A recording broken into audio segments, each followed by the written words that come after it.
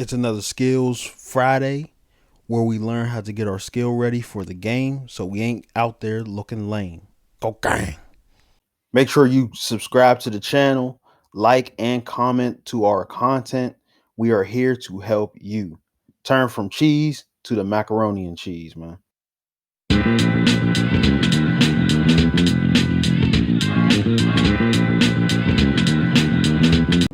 Yeah, it's another Skills Friday where we're going to talk about how to block as a lineman. First point we're going to talk about is understand the importance of blocking in today's game. Whether you're a lineman, running back, receiver, most offensive players are going to have to block at some time, except the quarterback. But you got to be able to block, because if you can't block, more than likely it's going to be tough running the ball, and your teammates ain't going to have fun. And that's why we play. We want to play because we want to make sure that everybody's having fun. So we got to learn how to block, and it's a skill you must learn. So there's three things we're going to go into. You have to understand your stance. As a lineman, you're going to be in the 3-point stance. Your hips are going to be dipped, your knees bent, and you're going to be low. You're going to have to make sure you're firing out of that stance.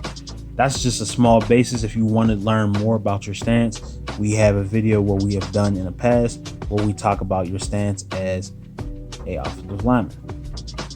Second step is you want to understand a strike. This is important as a lineman, because if you're striking people very weak, that's not going to hold the block.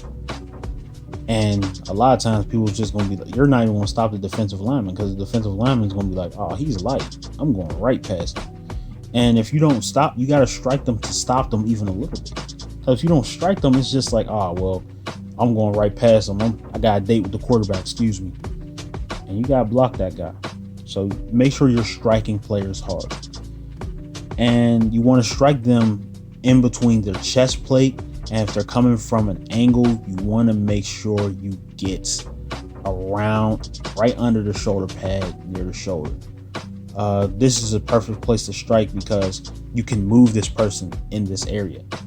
A lot of coaches will always say that too, and that's very important. You don't want to get them too low because you get called for clipping, and you don't want to get them too high, because if you block people in the helmet, that's another flag that you don't need, and we don't want you to get those flags. And the last point is understand the drive. You got to drive after you strike. Very simple. Once you strike, that's when you're driving downfield. That's when you're getting that guy out of the way, man. Now this is the hard part. This is where you're gonna make your money. Get the guy out of the way.